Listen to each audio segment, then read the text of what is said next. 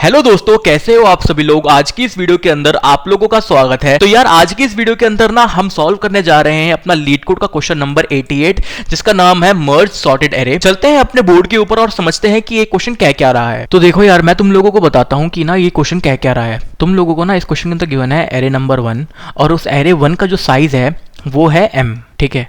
और तुमको गिवन है एरे 2, उसका साइज तुमको गिवन है n। तुमको इस क्वेश्चन के अंदर रिटर्न क्या करना है, तुमको बेसिकली रिटर्न करना है एरे 1। एरे 1 के अंदर सारे एलिमेंट्स होने चाहिए तो एरे 1 के प्लस एरे 2 के, और वो सारे एलिमेंट्स सॉर्टेड होने चाहिए तुम्हारे असेंडिंग ऑर्डर के अंदर। इसमें एक चीज ध्यान रखने वाली ये है कि जो एरे 1 है ना उसके सारे एलिमेंट्स इटसेल्फ सॉर्टेड है तुम्हारे असेंडिंग ऑर्डर के अंदर। जो एरे 2 है उसके भी सारे एलिमेंट्स सॉर्टेड है असेंडिंग ऑर्डर के अंदर। और एक उन्होंने खास बात ये बताई है कि जो एरे 1 जो मैंने बोल रहा हूँ ना m साइज का है, तो बेसिकली क्या है ना कि एरे 1 की जो लेंथ है वो तुम्हारी m प्लस n साइज की है। कहने का मतलब ये है कि ना एरे 1 के अंदर जो तुम्हारा फर्स्ट कंटेंट है, लेट्स सपोज मान लेते हैं कि जो एरे 1 है ना वो कुछ इस तरीके का है 1 2 3 0 0 0, और तुम्हारा एरे 2 कुछ इस तरीके का है 4 5 6। तो जो ये लास्ट के 3 0 तुम्हें दिख रहे हैं ना लगातार, ये बेसिकली n साइज के हैं। तो बेसिकली 1 2 3 जो तुम्हारा है वो है m और 0 0 0 जो है तुम्हारा n। तो इसलिए तुम्हारा जो एरे 1 है वो तुम्हारा m equal to m plus n size का है। मतलब एरे 1 प्लस एरे 2 की जो लेंथ है वो तुम्हारी एरे 1 के बराबर है। ये चीज गिवन है। अब तुमको बेसिकली क्या करना है, इस क्वेश्चन को सॉल्व करना है। उसके लिए मैं तुम लोगों को ये बोलूंगा भाई कि तुम ना 5 मिनट का ही पॉज लो, चाहे सिर्फ 5 मिनट का पॉज लो और जरा सोच के देखो यार ये क्वेश्चन किस तरीके से सॉल्व हो सकता है, इसकी क्या अप्रोच होगी। तो चलो यार अब हम इस क्वेश्चन की देखते हैं कि सोल्यूशन अप्रोच क्या होगी। जो हमको एरे 1 था ना वो हमको कुछ इस तरीके से गिवन है कि 1 5 6 0 0 0, और जो तुम्हारा एरे 2 है वो हमको लेट्स सपोज गिवन है 2 3 8। अब हमको बेसिकली सॉल्व करना है, एरे 1 को रिटर्न करना है सॉर्ट करके। तो देखो मेरे को ना एक चीज ये समझ में आ रही है, जो ये दोनों एरे है ना दोनों इटसेल्फ सॉर्टेड है। मतलब 1 5 6 2 3 8 ये सारे ऑलरेडी सॉर्टेड है तुम्हारे असेंडिंग ऑर्डर के अंदर। तो मैं क्या करूंगा ना, एक आई रख लूंगा, एक जे रख लूंगा। सबसे पहले मैं क्या करूंगा ना, मैं एक नया एरे क्रिएट करूंगा एरे 3, और जो उसका साइज होगा ना वो मेरा एरे 1 के बराबर होगा। उससे मैं क्या करूंगा ना, मैं बेसिकली इस पर्टिकुलर एरे जो मैंने 3 बनाया है इसके अंदर मैं सारा जो माल है वो इकट्ठा कर लूंगा। जो जितने भी मेरे एलिमेंट्स जो हैं वो सॉर्टेड होते जाएंगे उनको मैं इसमें पुश कराता जाऊंगा, ठीक है। और लास्ट में मैं क्या करूंगा ना, इस एरे के कंटेंट को मैं कॉपी कर दूंगा अपने एरे 1 के कंटेंट के अंदर। तो ये है मेरी बेसिकली अप्रोच। अब बात ये है कि मैं इसके अंदर सारे एलिमेंट्स डालूं कैसे जो कि बेसिकली मेरे सॉर्टेड लगे। तो देखो उसके लिए मैं क्या कोड लिखने की सोच रहा हूं। जैसे मैंने यहाँ पे ना एक आई ले लिया और एक जे ले लिया, ठीक है। तो जो मेरा आई है वो मेरा लेस देन m चलेगा, मतलब जो मेरा एरे 1 की लेंथ है उससे लेस देन चलेगा, और जो मेरा एरे 2 है वो लेस देन n चलेगा। तो अब मैं क्या करूंगा ना, मैं आई और जे में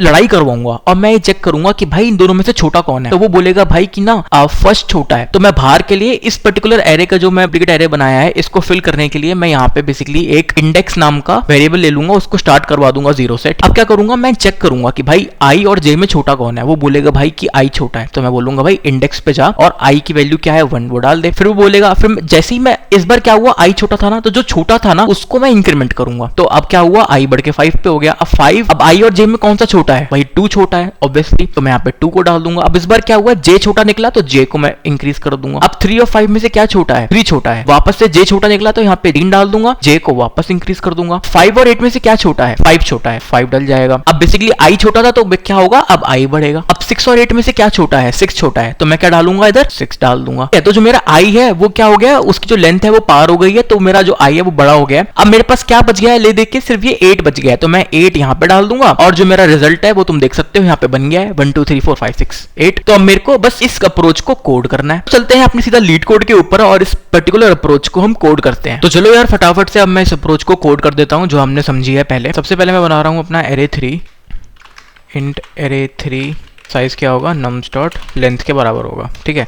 मैंने एरे बना लिया। अब मेरे को इस एरे को फिल करना है और लास्ट में इसी एरे को कॉपी कर दूंगा मैं अपने नम्स 1 के अंदर। तो उससे पहले मैं क्या बनाऊंगा, एक इंट आई 0 बनाऊंगा, इंट जे इक्वल टू 0 बनाऊंगा, और एक बनाऊंगा एक इंडेक्स इक्वल टू 0 पे। अब मैं क्या करूंगा, वाइल लूप चलाऊंगा। मैं बोलूंगा भाई मेरा आई लेस देन m है, एंड क्या मेरा जो जे है वो मेरा लेस देन n है। अगर ऐसा है तो इसके अंदर आ जाओ और फिर चेक करो क्या मेरा जो नम्स 1 के अंदर जो आई पड़ा हुआ है क्या वो छोटा और बराबर है मेरे नम्स 2 ऑफ जे के। अगर ऐसा है, नम्स 1 का जो कंटेंट है वो छोटा है मेरे नम्स 2 के, तो मैं क्या बोलूंगा भाई कि तू ना एरे 3 में जा और इसके इंडेक्स पे डाल दो नम्स 1, ठीक है। और इसलिए आई छोटा था तो मैं क्या करूंगा, i को इंक्रीमेंट कर दूंगा और इंडेक्स को भी इंक्रीमेंट कर दूंगा। मान लेते हैं कि nums1 छोटा नहीं निकलता, मेरा nums2 जो है, जो j वाला एलिमेंट वो छोटा निकलता है, तो मैं क्या करूंगा, इसका उल्टा कर दूंगा। तो इसी कोड को मैं कॉपी करूंगा और एल्स में जाके बस इधर क्या चेंज हो जाएगा, nums1 की जगह पे nums2 हो जाएगा, इधर j आ जाएगा और छोटा इस बार j था तो j बढ़ने लग जाएगा। सिंपल। तो ये मैंने कोड कर दिया। पर इसके बाद भी ना एक चीज रह जाती है। देखो मैं तुमको व्हाइट बोर्ड पे लेके चलता हूँ। तो यहाँ पर मान लो जैसे ही मैंने यहाँ पे तुमने देखा था ना, जब मेरा 8 रह गया था तो उस 8 को भरने के लिए भी तो मेरे को कुछ करना पड़ेगा। तो मैं यहाँ पे एक और लूप लगाऊंगा व्हाइल। मैं यहाँ पे क्या बोलूंगा, भाई क्या मेरा i अभी भी लेस देन m है,